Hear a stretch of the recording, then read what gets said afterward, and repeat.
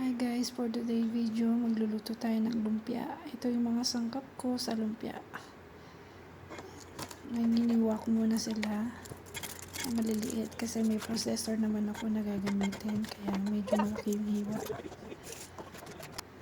So, minarinate ko muna yung kunting giniling na manok ng asin, paminta, tsaka paprika.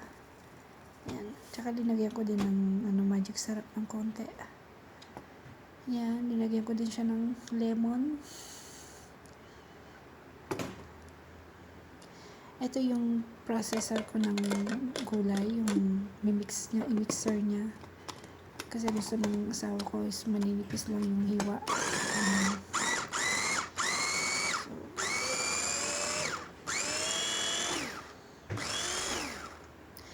So, ayan siya. Mixer ko siya ng ganyan, and then ganyan na siya kapino.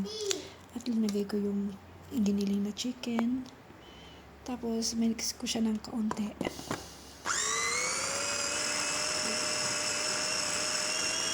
So, eto na siya. Yan na siya. Ganyan na siya kapino. Pati yung mga gulay. Konti lang yung giniling ko kasi yung isa kong giniling, tinorta ko siya. So, ito yung mga pabalat ko. Iniwa ko siya ganyan. Nakita ko lang sa Facebook na iniwa yung bilog. Ito, rectangle. So, yan. Tinry ko siya ng ilang beses. Ang dami ko pang nagkakamali.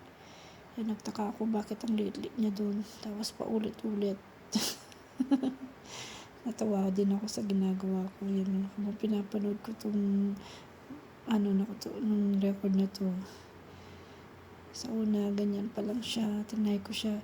So, nakapalan ako dun sa lamin niya. So, hinati ko na lang sila para konting nipis lang. Gusto ko sa yung para-parehas lang yung laki niya. Tsaka yung taba ng mga yung mga lumpia ko. Kaya ginanon ko siya. Yan, nakukuha ko na paunti-unti yung tamang paggawa.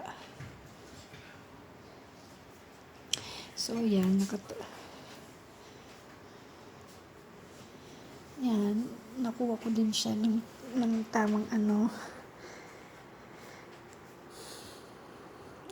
tubig lang yung nilalagay ko.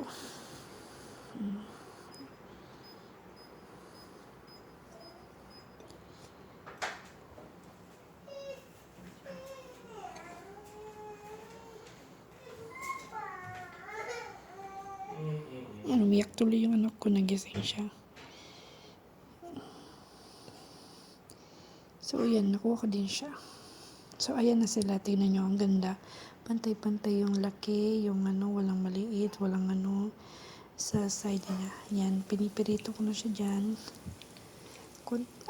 Tamang pirito lang kasi mamaya ko pa, air fryer ko sila para crispy na crispy. So, ayan na. Crispy. Ilalagay ko siya air fryer, mga 10 minutes lang. Or, 10 minutes.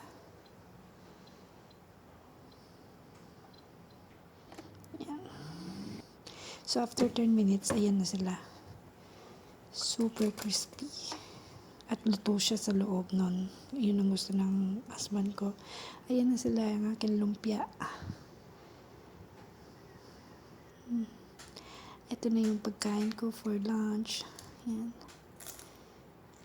Sarap. So crispy.